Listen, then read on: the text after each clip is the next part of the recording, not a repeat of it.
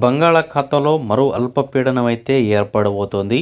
ఇది తమిళనాడుకు 200 కిలోమీటర్ల దూరంలో, శ్రీలంకకు 800 కిలోమీటర్ల దూరంలో, నెల్లూరుకు 300 కిలోమీటర్ల దూరంలో నెలకృతివై ఉంది. దీని ప్రభావంతో రాబోయే 2-3 రోజుల పాటు వర్షాలు పడే అవకాశం ఉన్నట్లు, సముద్రంలో తీవ్రత అనేది కూడా ఎక్కువగా కనబడుతున్నట్లు వాతావరణ శాఖ అయితే పేర్కొనింది. దీంతో రెండు తెలుగు రాష్ట్రాల్లో వర్షాల ప్రభావం అనేది పెద్దగా లేకపోయినా కానీ చలి తీవ్రత అనేది భారీగా పెరిగే అవకాశం ఉందని వాతావరణ శాఖ అంచనా వేస్తూ ఉంది. ఇప్పటికే కొన్ని ప్రాంతాల్లో మంచు దిట్టంగా కురుస్తూ ఉంది.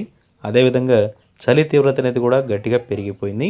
మీ ఏరియాలో చలి తీవ్రత అనేది ఎంత ఉందో కింద కామెంట్ సెక్షన్లో మీ ఏరియా పేరు అనేది మెన్షన్ చేయండి. ఇక అదేవిధంగా ఈ వర్షాల ప్రభావం అనేది 2-3 రోజులు ఉండొచ్చు, కానీ మరి ముఖ్యంగా ఈ ఏవైతే సముద్రానికి దగ్గరగా ఉన్న జిల్లాలు ఉన్నాయో అక్కడ మాత్రమే ప్రభావం ఉంటుందని వాతావరణ శాఖ అంచనా వేస్తుంది. కానీ దీని ప్రభావం ఎక్కువగా తమిళనాడు ప్రాంతంపై ఎక్కువగా ఉంటుందని వాతావరణ శాఖ తెలుపుతోంది. అక్కడ ఆ రాష్ట్రానికైతే కేంద్ర ప్రభుత్వాలు, భారత వాతావరణ కేంద్రం కూడా కొన్ని హెచ్చరికలను, సూచనలు జారీ చేస్తుంది. మరోవైపు ఈ మహమ్మారి కరోనా మరోసారి దూసుకొస్తుంది కాబట్టి కొంచెం జాగ్రత్తగా ఉండాలని కూడా వాతావరణ శాఖ విభాగం పేర్కొంటూ ఉంది.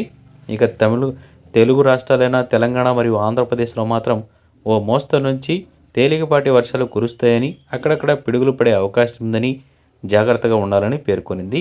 కాకపోతే ఈ చలి తీవ్రత ప్రభావంతో చాలా వరకు ఈ మహమ్మారి మాత్రం విపరీతంగా పెరిగిపోయే అవకాశాలు కనిపిస్తున్నాయి. కాబట్టి కొంచెం ఆరోగ్య సమస్యలు అనేవి వస్తాయి, జాగ్రత్తగా ఉండాలని కూడా పేర్కొనింది. తప్పనిసరిగా మాస్కులని యూజ్ చేయండి.